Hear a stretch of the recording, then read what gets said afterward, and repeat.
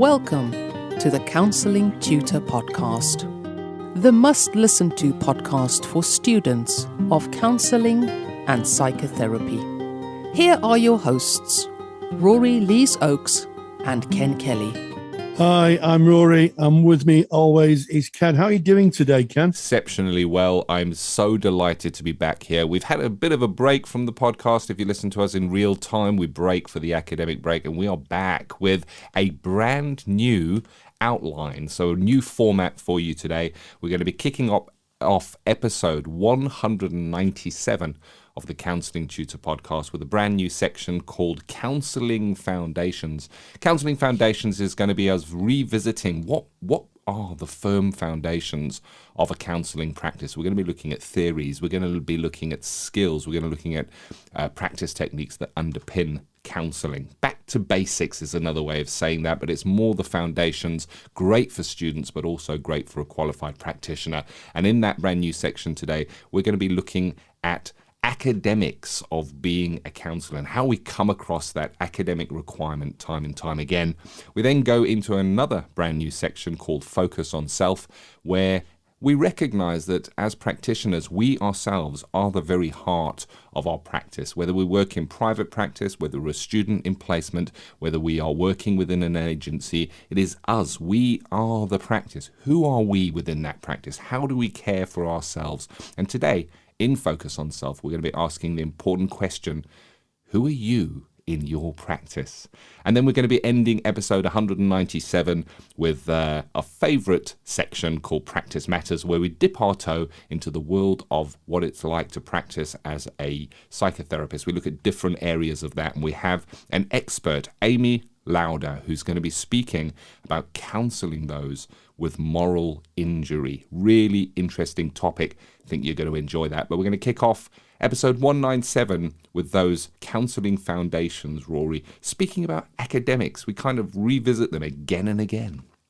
Well, yeah, I mean, they're just such a part of counselling life, aren't they? Whether you're, a student in first trainings, going towards becoming qualified, or if you're a qualified practitioner, maybe developing your professional formation, doing CPD or doing other courses, academic writing does tend to come into every aspect of counselling, and certainly, if you're doing any research, you're going to be reading people who've written academically. 100%. And it's interesting, when we were speaking about our time together as tutors and that we see in our counselling study resource, which is a resource for students, the word assignment or the word exam, it kind of turns the blood a little bit cold for many of us. And we now revisit something we've spoken about before, that the journey to becoming a practicing counsellor is maybe slightly different to a regular academic journey that might start off going into college, going, I want to be a such and such, going into university, continuing along that line and becoming what you want to be. With counselling, it tends to be that you go off and live some life first and come back to study. Maybe you've had experience in your journey that kind of leads you to wanting to be there and serve others. And when we come back, sometimes there's been many decades since there was any form of academic input, and it can be really daunting for students coming in. And then faced with kind of the academic lingo, which is very different to certainly when I was at school. I look at my daughter, she's 18, she's just finished college, going into university now, and the academic structure of the work that she has to submit, so different to the academic structure when I was at school. You're still taking the same knowledge and evidencing that you understand it, but if you don't understand the secret code, which is kind of the academic key, you can put that knowledge down, it still be there, but you haven't answered the question correctly and have that referred. It can be really tricky, and it's no wonder that it causes, I guess, a form of anxiety for so many. Yeah, absolutely, Ken. And I think part of the difficulty that people face is that in our day-to-day life, we don't use academic language. We tend to describe a lot of things. So if you're writing a postcard, you might describe what you've seen. If you're writing a letter or you're on social media, you might describe something. But when it comes to things like critically evaluate analyse that type of thing, critically discuss. It's not something people do in their everyday life, but it is part of showing, certainly in the world of academia, that you understand the component parts of an argument or a theory.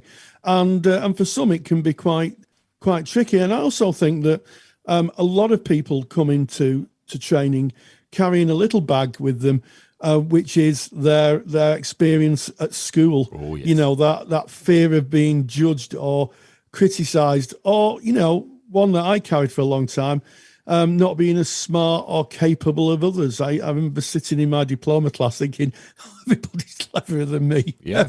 Every single person.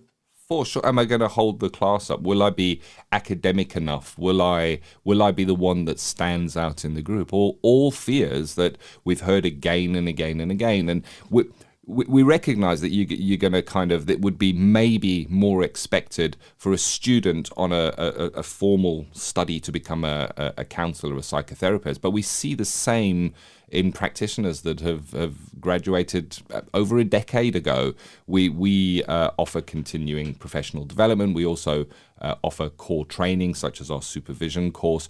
And those coming in share the same kind of apprehension as we see with students of, you know, the assignment. That's turning my blood cold when I look to that assignment. And I guess for this reason, we've put together a little course. It's a mini course. Now, it's mainly aimed towards students that are doing a formal counselling qualification.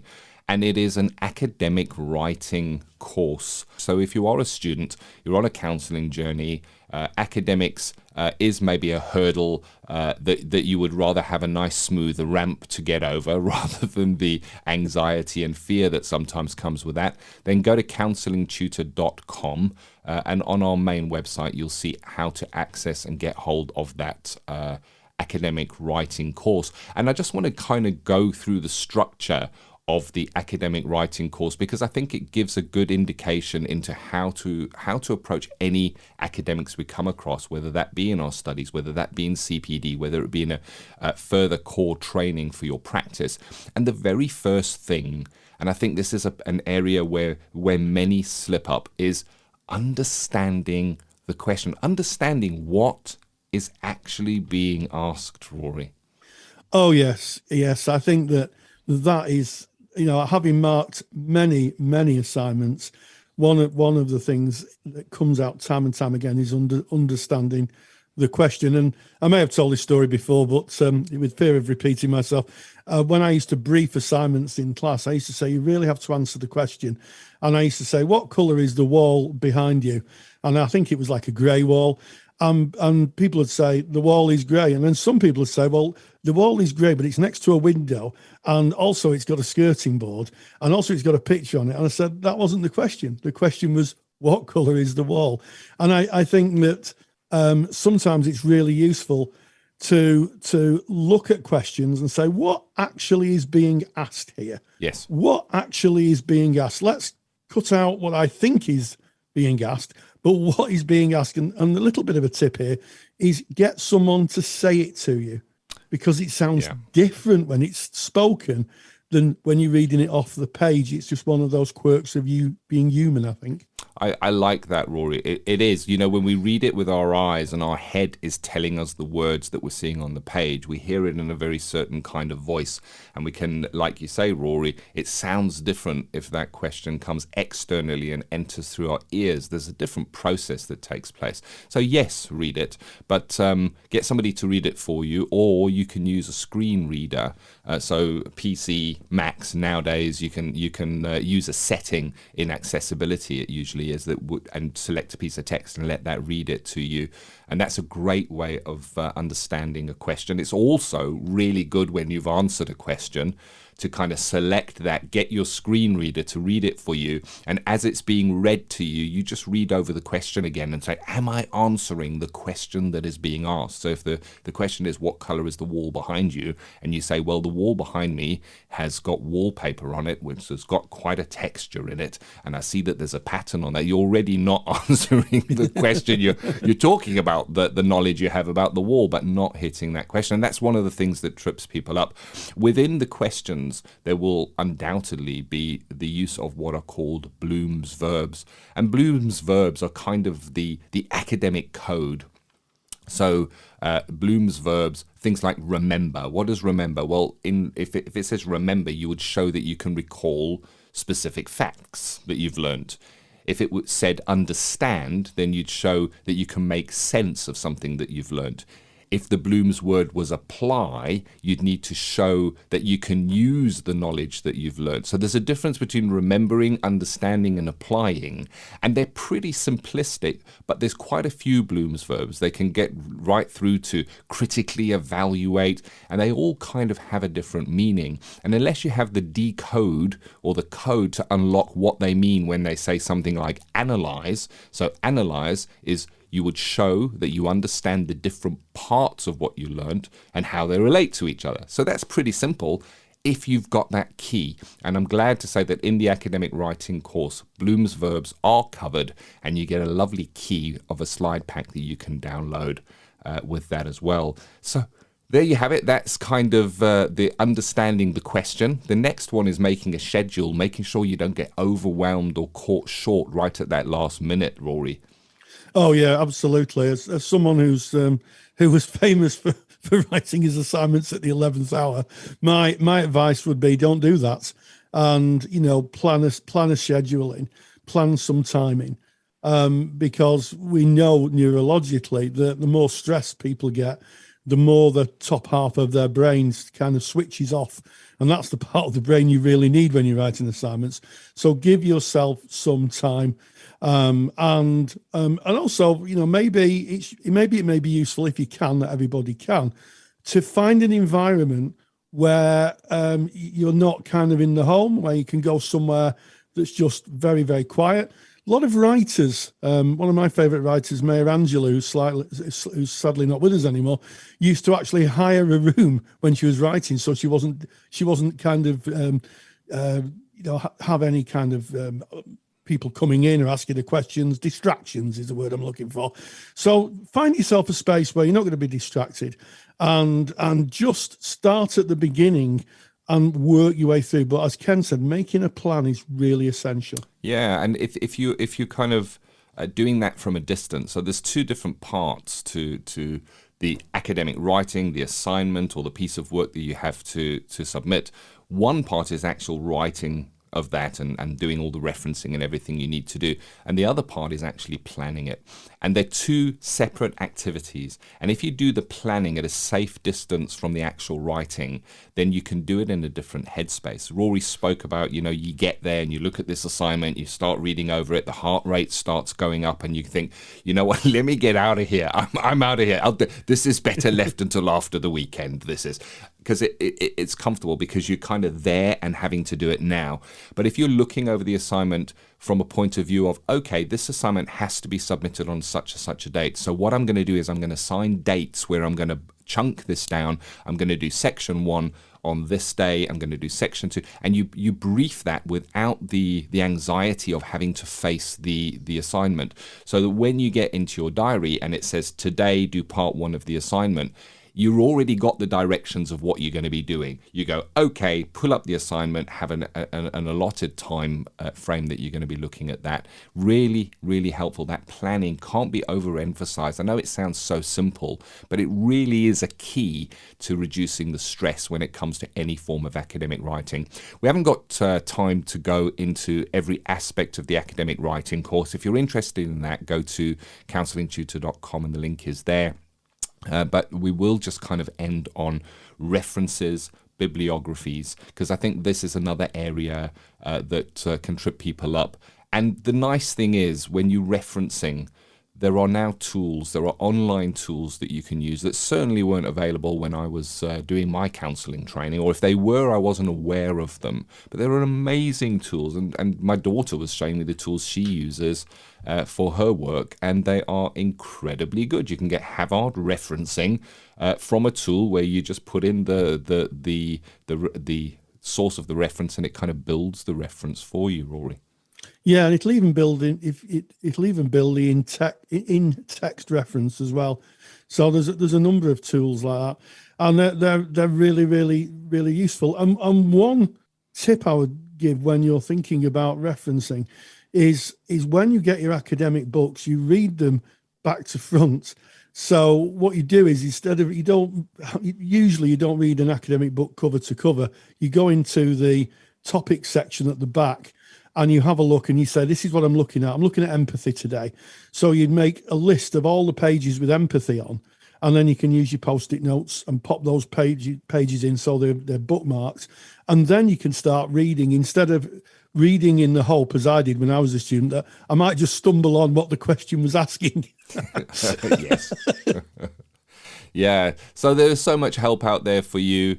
If you are starting a new year, college, university, then we wish you all the best. Enjoy the process, enjoy the experiential aspect of training to be a counsellor or a psychotherapist, and manage your time around your assignments.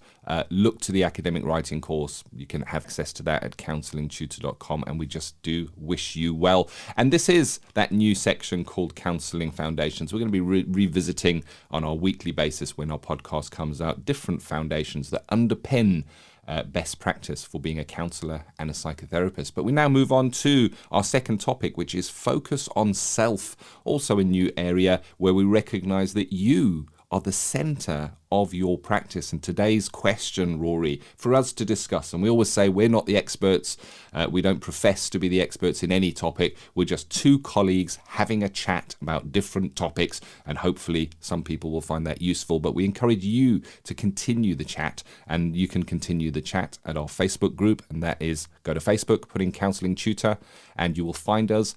Come and join thousands and thousands of like-minded individuals in having discussions around counselling, psychotherapy, the studying thereof, the practice thereof. And something that comes up so often is self-care.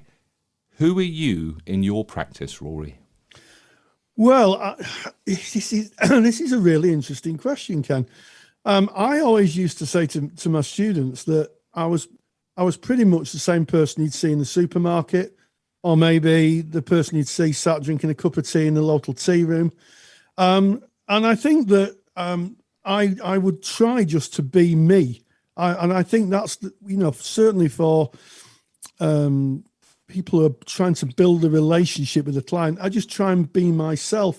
Although when I was looking at this question, I kind of thought to myself, I wonder if I'm being totally honest, because I suspect that I'm a little more thoughtful of self-disclosure in the therapy room.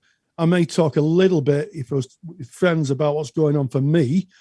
I'm all about focusing on what's going on for the clients and trying to get into their frame of reference. So I suspect that when I'm in practice, clients may see a slightly edited version of the person they may meet in the tea room, Ken. Yeah, and I think that is fair, because we take on we're taking on a professional role when we're choosing to be there in the service of others, and during our training to become counsellors, psychotherapists, we learn about removing ourselves from the relationship, yet fully integrating ourselves in the relationship. It's kind of an interesting paradox there. So you don't want to be interjecting your own stuff that would interfere with the process of the client, but at the same time we're called on to be our true selves and fully integrated within the relationship. So I've always found that an interesting balance. But we are, I guess, we are exercising those core conditions. We are empathically listening, doing what we can, certainly in person-centered therapy, to be in the frame of reference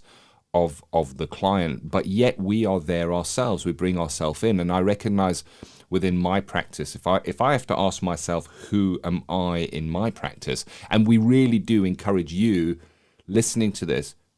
Who are you in your practice? Ask that question. Say, who am I in my practice? Maybe there's some journaling there. Maybe that's some thinking time when you're driving. Maybe when walking the dog. Maybe when speaking with a colleague. When I look at who I am, I think I am many different versions of myself within my actual practice. And I don't like to say that. I'd love to say that there was a kind of a certain flavor of Ken that goes into practice and it's always the same. There's definitely an element of professionalism where I am showing up.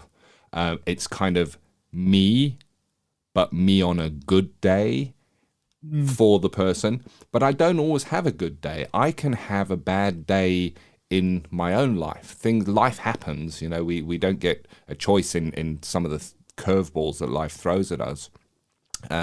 You can have things playing out in your own life and need to set that aside and go in to be with clients. I recognize that there are times where certain parts of my life may still be with me when I'm with the client. Yeah. And the thing is, when I first started practicing, I used to beat myself up about that. I used to think that's not right. I cannot have.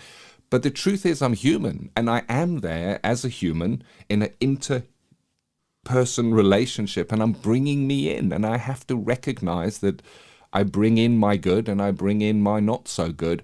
And it's about professionally holding that, I guess, and then weighing up, does that have a cost? And I think this is why supervision is so important. I think this is why self-care is so important, because it can have a cost. I recognize there are other times where I may feel elements of imposter syndrome around what I'm working with. And that's another challenge. It might just be a flash or a moment in that session, but I recognize that it's there. And yes, I can go, okay, I'm going to park that. But it's still there. It's like this little tiny little voice at the back there jumping up and waving its hands.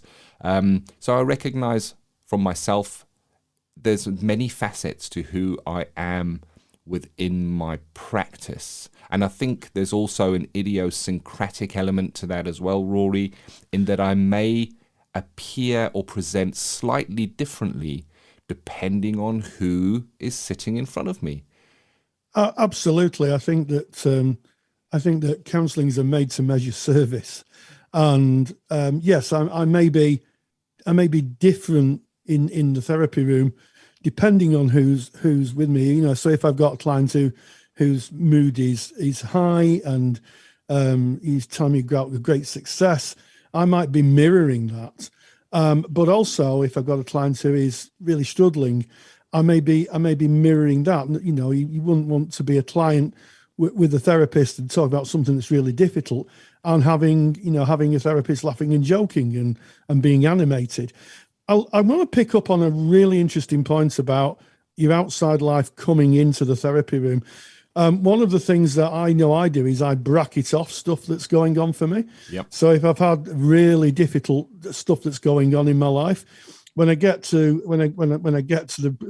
to be in the room practitioner, when I got to my practice, I would make a conscious effort to say, I'm going to bracket that off for this hour or this block of time, and then I'll look at but making a promise to myself that I will look at it when that's finished. So it's not discounting it; it's saying I'm going to put it to one side, and when I finish my practice, I'm going to look at it.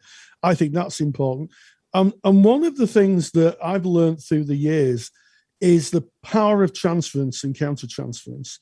And, for those of you maybe new to listening, transference is when you meet somebody new and you take emotions and thoughts from a relationship in the past and project them onto the person in front of you. So a good example of that is you, given at the first part of our podcast, is you might meet someone who looks like your old teacher, and all of a sudden you feel quite ambivalent towards them because your old teacher kind of failed your assignments in the past. So I'm very, very thoughtful of transference. And the question I always ask myself, my self-supervisor always asks is, who is this client? Who is this client to you? And that's a question that my supervisor asks, who is this client? So I guess that in my practice, I'm more attuned to those things. If I go down my everyday life, if I go shopping in the supermarket, I'm not particularly tuned into transference and countertransference. I'm buying my tea bags, Ken. Yes, I remember you sharing you're probably a little less empathic when you're driving down the motorway and somebody cuts in front of you than you would be within a counselling room. So it's still you're the same person, but there is a different way that you kind of show up, and within practice there is a professionalism. You're there for a reason. We're there in service of another. And it's interesting, Rory, when you kind of speaking about that parking lot where before going into the session you may go, okay, I've got this going on in my life at the moment that's not very pleasant. There's nothing I can do about it for the next hour. I'm going to put it in this parking lot here. And the important bit that you mentioned, Rory, is, and then I'm going to revisit it. Yeah. If that thought, if that feeling, if that anxiety, whatever you want to label, whatever's going on for you, is recognized, if it's seen and say, I see you, I'm going to park you in this parking lot and I'm going to come back. You're okay. It's less likely to be jumping around, waving its arms when you're in your session. And of course, that is when you kind of have something going on that you park. The other side of that is there a cost to that? If you've got stuff going on, have a think. Do I maybe need to go in and see a therapist? That's part of being a therapist, is seeing a therapist when you got your own stuff going on, so that we can kind of manage that and be there in service of our clients. So that's the one, that's the parking lot. The other one is something that kind of side swipes you. You're in a session. You spoke about transference, Rory. It could be transferential. It could just be somebody brings in a presentation that immediately links to something that might be going on in your life. And I'll just use an example. You might be experiencing troubles in your relationship, and a client comes in, and within the session, they start speaking about the troubles within their relationship, and it's kind of, you're kind of there. There's a link, and and you kind of, my stuff, their stuff. You can kind of feel it within you. There's a movement of whoa, what now? I need to tread really carefully here. I need to keep my stuff. So, putting it in the parking lot before you go in, that's one thing. Being able to recognize it within session and go, okay, I see you, I'm wrapping you up and I'm putting you one side, and we will talk afterwards. We will talk afterwards, my friend, so that I can be here in service of this client.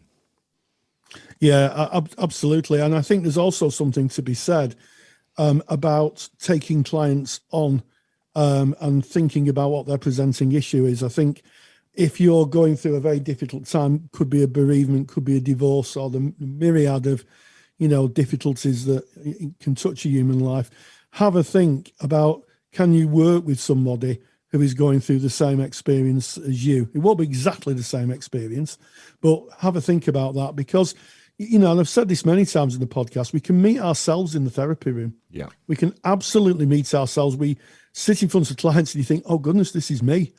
And I think when you're in that position, that's very, very tricky, because you don't know where you end and the client begins. You really don't. So be really thoughtful. And again, as Ken has really, really kind of focused on today, is supervision. If you're going through a very difficult time, take that to your supervisor in the format of, I'm going through this, I'm wondering how it's going to impact on clients. It's the key. It's the key. It's the absolute key. And there's no shame in that. I've done it. I've gone through some difficulties in life and said, I'm not sure I should be working with clients who present with this. Mostly, I have to say, bereavement. And my supervisors helped me work through it, help me understand where my trigger points may be.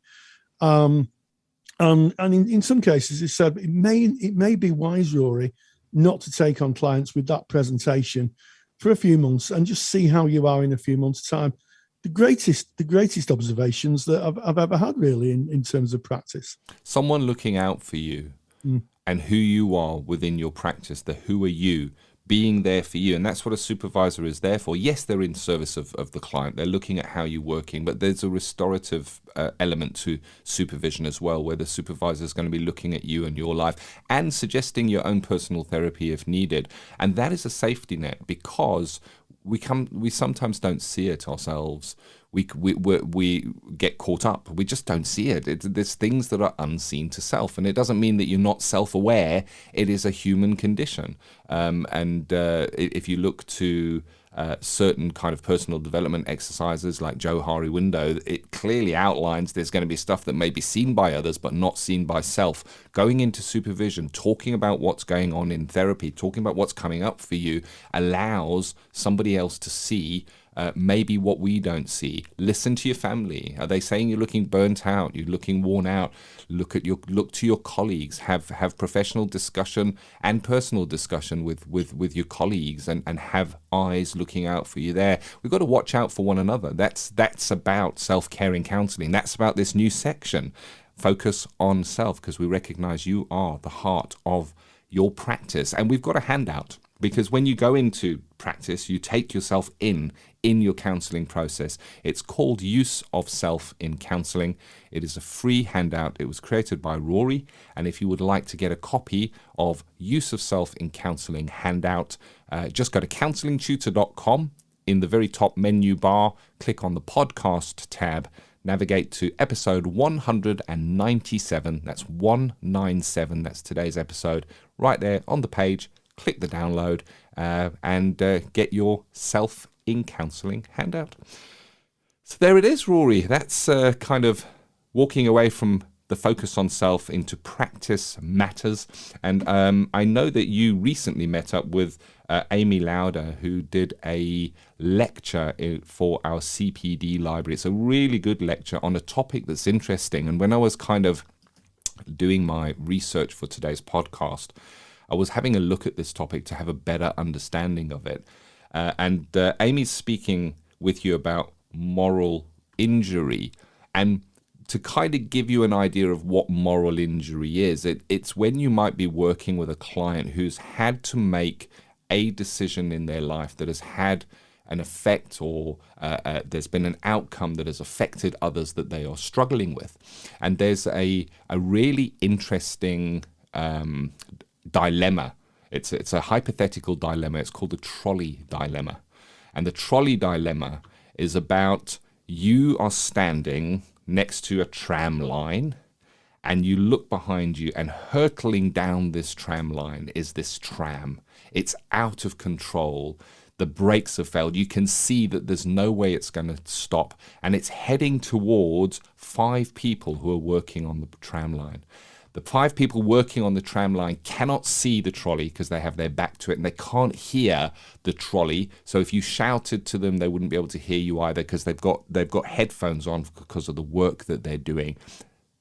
That tram is going to hit them.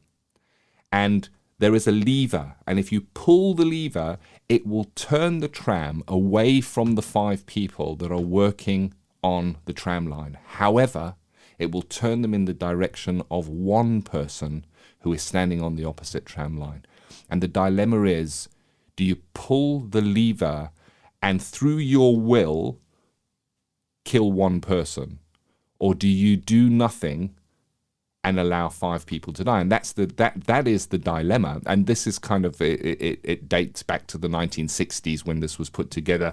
And it was philosopher Philippa Foot, 1967, and then this was adapted by Judith Travis Thompson in 1985.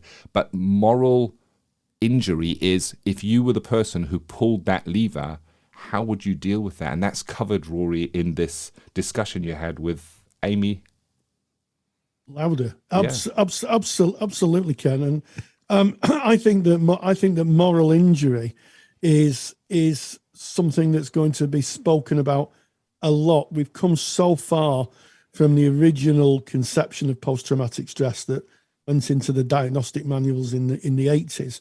And, veterans charities, medics, even in the case, people working in jobs where they've had to make a life and death decision, can have moral injury. And I was so looking forward to this lecture, because I think it's just so important to distinguish between post-traumatic stress and moral injury. They have the same root, but they're very, very different presentations, and therapists would work with moral injury in a different way than working with post-traumatic stress.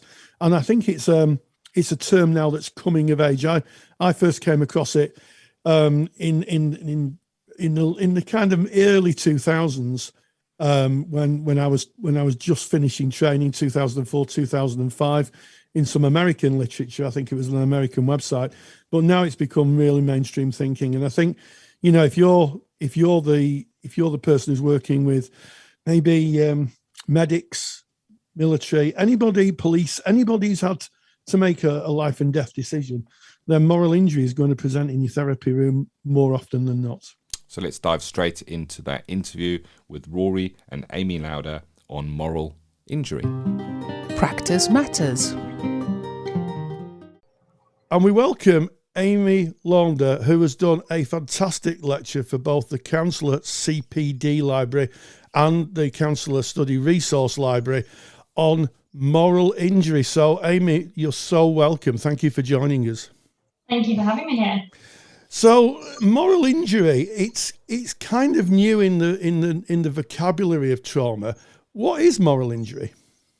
Yeah, so moral injury was kind of born out of military research. So it's kind of very similar to post-traumatic stress disorder, but doesn't have all of the same symptoms. So it was kind of recognized that soldiers coming out of combat were experiencing negative symptoms but weren't meeting the criteria for post-traumatic stress disorder. And so that it's slightly different from that. It's when we have done something or failed to do something that crosses our deeply held values in a high stakes situation. So in a life and death situation, someone might be quite badly injured or possibly injured, and we've caused that, or we've not done something that we feel we should have done to stop that.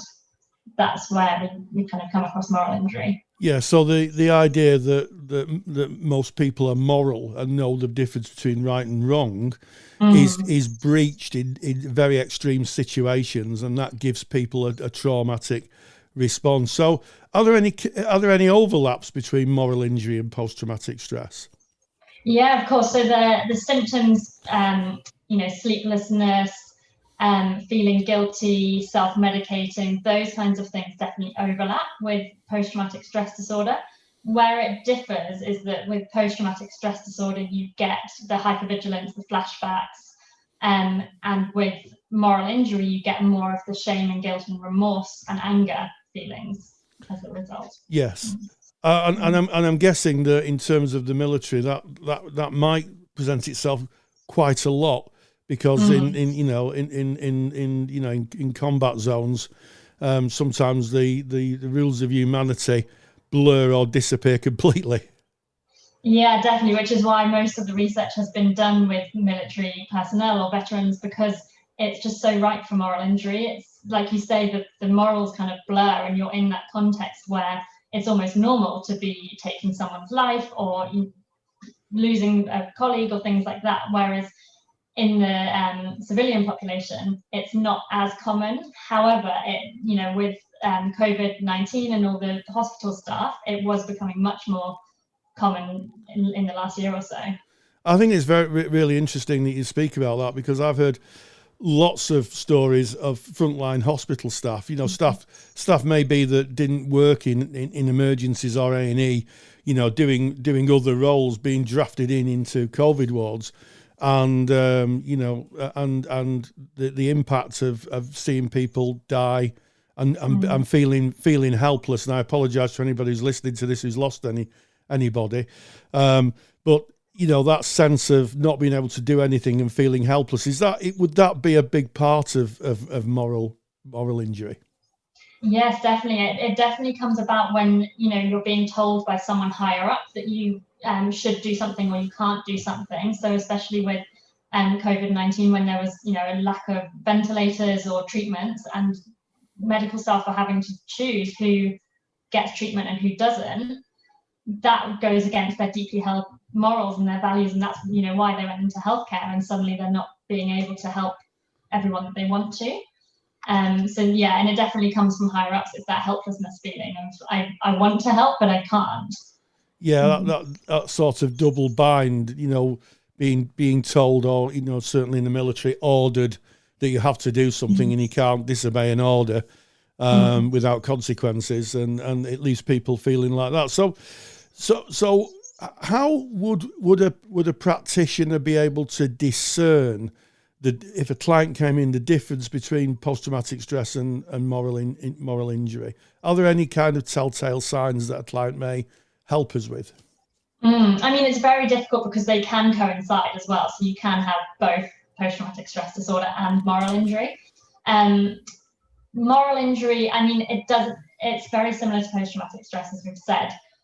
Doesn't necessarily have to be life and death situations, whereas post-traumatic stress, it much more is that kind of thing. So strong feelings of shame and guilt, feeling like they're a bad person, that they're unforgivable for something that they've done or failed to do. Those are kind of telltale signs of moral injury.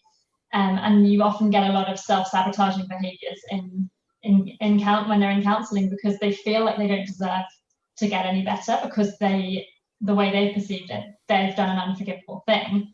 So they feel like they don't deserve your help. Yes. Do you think there's a sense that people may think they may be caught for something, that at any moment someone's going to put the hand on the shoulder and say, you've done wrong? Yeah, I mean, quite possibly. It obviously depends on the situation and what's happened. So if it's in a military situation, or you've been, told by higher ups in your workplace that you should or shouldn't do something, that probably maybe isn't the case. But it might be something, a car accident where someone's life has been, you've saved one person, but someone else's life has been ended, and those kinds of things, where it might be that they're waiting for someone to blame them for things. Yeah. Yes. Absolutely. There is a video on YouTube, which is an interview with a sniper, British sniper, who held the longest kill record, if that is anything to have a record for. We'll put a link into that, and I think it really displays moral injury, because at one point after he'd killed somebody, he believed that he was going to be arrested at any minute, and it lasted for absolutely ages. Yeah, definitely. And I mean, it's even in military situations, there's always the stories of befriending a child or a couple of children who live in wherever they're posted. One day, coming up with a padded jacket on, and the soldiers have to, make the decision of whether they're a threat or not. And if they do end life and find out that they weren't a threat, then obviously that is something that will stay with them and cause some serious moral injury. So if there's anybody listening to this, Amy, who may be listening and thinking, oh gosh, this feels really, really familiar, this is something that I'm experiencing, what help is available? Yeah, so I mean, first of all, as always, GP, local counselling services.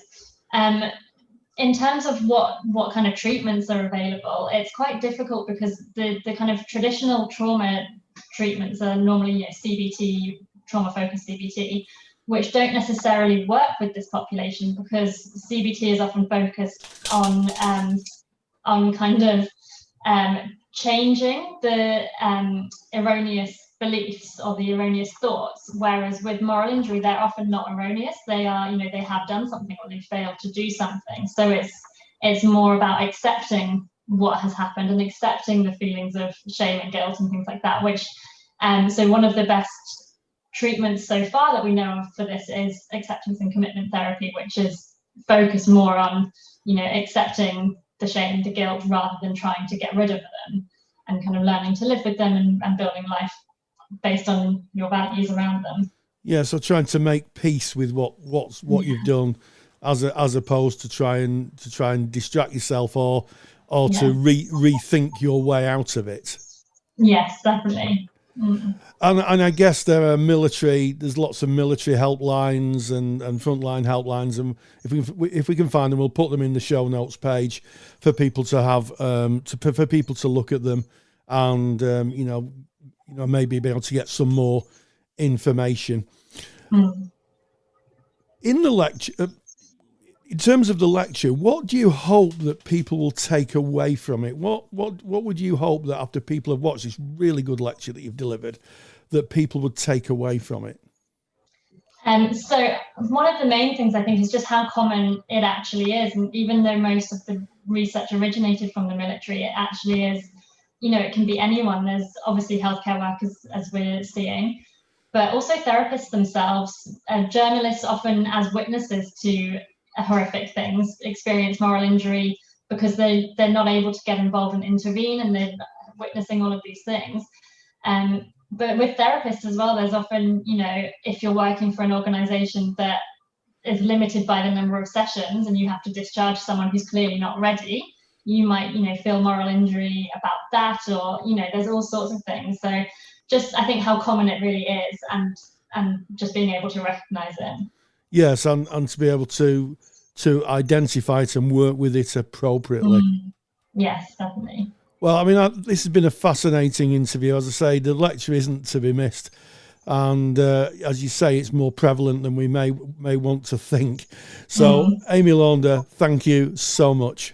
Thank you very much to Amy Lauder, and for Rory, for taking your time to meet up with Amy. Really interesting topic. And so, what I like about that topic is it's something that can be adapted and brought into your practice right here and now. It's not a specialism area that you would have to go and work on. It's about understanding what may present and how to work with that. And I think that's the crux of CPD. And if you're interested in listening to Amy's complete lecture on working with moral injury, then that is available in our Counsellor CPD library. And if you want to find out more about the Counsellor CPD library, go to counsellingtutor.com. All the information is right there on the homepage. And there it is, Rory. That was episode 197. Yes, and what interesting topics. We started off in counselling foundations, talking about academic writing and some of the challenges and some of the solutions that we can use to help us engage with academic writing. In Focus on Self, Ken and myself had a interesting discussion about who you actually are in practice. What facets of self do you bring, and what facets of self do you sometimes leave at the door, so to speak? And then finally, in Practice Matters, we spoke about moral injury, and of course that fabulous lecture that Amy Lauder delivered for the CPD library on moral injury. And as always, stay grounded and stay safe. Thank you for listening to the Counselling Tutor Podcast. Find the show notes for this episode on our website at www.counsellingtutor.com.